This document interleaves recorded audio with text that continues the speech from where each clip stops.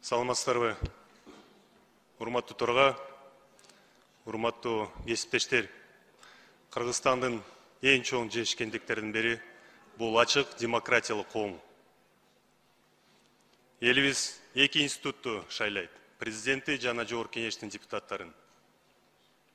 Элдин өкүлдөрүн болуп, алардын мүддөсүн ишке ашырууга аракет кылабыз. Жогорку кеңеш бул өзгөчө бийлик бутагын. Бийликтин жана элдин ортосунда көпүрө катары депутаттар турушат. Элибиз бизге карата чоң үмүт менен карайт. Тең салмактуу, адилеттүү чечимдерди кабыл алабыз деп күтүп турат. Делимитация бул өтө сезимтал маселе. Туура, боордош мамлекеттер менен кызматташтыгыбызды бекемдетишибиз керек. Бул эки тараптуу кыймыл жана чечимдер эки тарапка тең өз ара пайдалуу алып келиши керек. Илгертеден бери бүгүнкү күнгө чейин бир тууганыбыз менен суу менен бөлүшөбүз. Сөзсүз ушундай болот, сөзсүз ушундай болуш керек. Эч качан шек саноо болбош керек. Ынтымакта жашайбыз. Өзбекстандын президенти Шавкат Миромонович акылдуу, данышман инсан. Анын мөөнөтүндө Өзбекстан чоң жетишкендиктерге ээ болду. Укмуштуудай, кереметтүү өсүүдө Өзбекстан. Бирок кеп Өзбекстан боюнча эмес. Маселе ичибизде, мамлекетибизде. Сый урмат менен талкуулоо болуш керек. Депутаттардын өзгөчө макамы бар. Өткөн апта дүйшөмбү күнү өкмөт бизге келишимдин долбоору алып келип, макулдугу бергиле деп, жактырылсын деп сурашты. Жакшы билесиздер, мен бир топ жолу маалымат бердим. Кагаздар толук берилген жок. Бизди шаштырышты.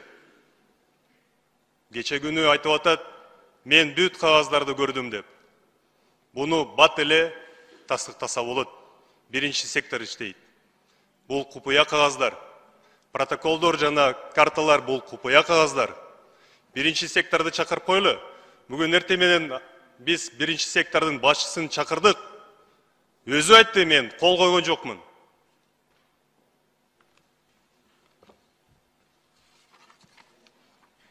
Мына урматтуу кесиптештер, өткөн апта ушул пакет делимитация боюнча колума тийди. Башка кагаздар жок эле. Сиздер ушул жерде катышып, өзүңүздөр айттыңыздар. Кана кагаздар, кана тиркемелер. Ошол күнү бекитилген күн тартиби боюнча биз сиздер менен кыргыз-өзбек чыгарасында айрым участоктарында делимитация боюнча өкмөттүн маалыматты угуу жана талкуулоо бекиткенбиз. Толук күнү ушул биринчи пункттун алкагында биз маалымат укканбыз. Андан кийин 10 октябрында ушул кагаз келип түштү бизге. 11 күнү 11 октябрында бизге башка кагаз келип түшүп атат. Берилген кагаздарды кайтарып бергиле деп жазып атат. Окубай эле кайтарып бергиле деп айтып атат. Ошого карабастан, урматтуу кесиптештер, бардыгын регламент негизинде алып бардым. Комитеттин мүчөлөрүнө бүт маалымат бердим. Кечинде кворум болду. Президенттин ыйгарым укуктуу өкүлү сунуш кирип койду, 3 пункт катары кирип койлу деп. Депутаттардын сунушу негизинде добушка койдум, мажбурмун. Бул биздин табиятыбыз, бул коллегиалдык орган. Мен жалгыз чечимди кабыл албайм. Анан кийин сиздер менен өткөн күндөрдө акылдашып, баарлашып, мамлекетибиз үчүн, элибиз үчүн талашпай, тынч ээлеген төрагалыктан өз ыктыяры менен кетем деп чечимге чыктым. Бирок Geçe günü bir kişi коомго кайрылып, meni dalilsiz ayıptadı. Adaletsiz jamandadı. Намыска тийди.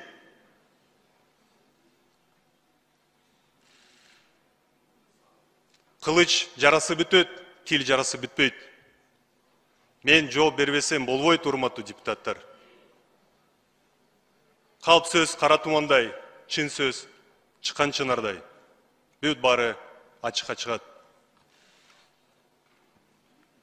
Аткаруу бийликтин өкүлү ал дайындалган киши шайланган депутатка саясий баа берип атат. Муну кандай түшүнсө болот? Биз кайсы мамлекетте жашайбыз? Элдин өкүлүнө одоно мамилени жасап атат. Бул мамлекет кызматкеринин сабатсыздыгы. Ар бир бийлик бутагы өз милдетти аткарышы керек.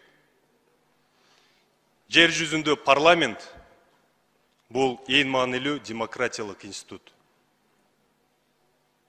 Бийликте баланс сөзсүз болуш керек.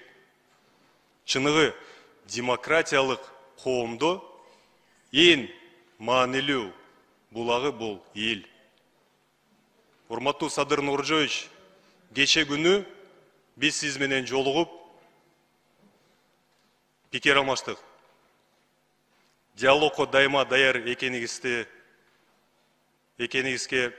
күбө болдум. Кандай болсо бул чечим тарыхта калат. Мамлекет үчүн баарыбыз күйүп турабыз.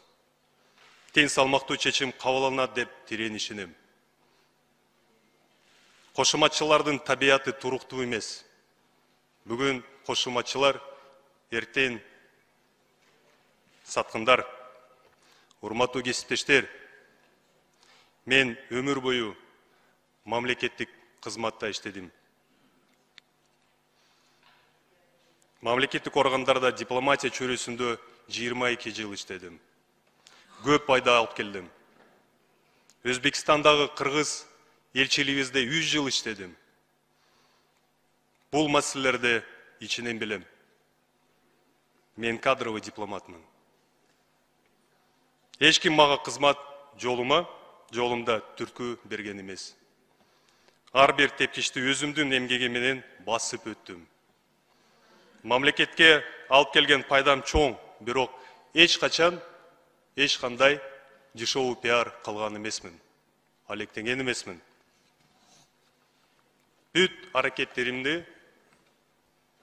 аракеттерим жогорку кеңештин аброюн көтөрүш үчүн жумшалган.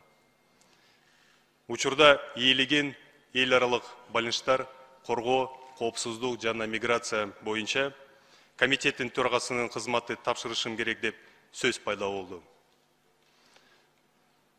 Бардыгын түшүнөм. Жамаатыбызды бөлгүм келбейт. Арызды жазганга даярмын. Убакыт бардыгын көрсөтөт. Алаканга салгандай жогорку кеңеште бүт баары таза, ачык акын талкуулашыбыз керек. Чечимдерибиз элибизге пайданы алып келиши керек. Убакыт бат эле өтөт. Эл бизди шайлады, эл бизге баа берет. 4 жыл эле калды. Эл сынчы, эл тараза, эл сынчы. Эң саясаттагы эң кооптуу нерсе бул кайдыгерлик. Урматтуу кесиптештер, көңүл бургандар үчүн чоң рахмат. Ийгиликтерди каалайм.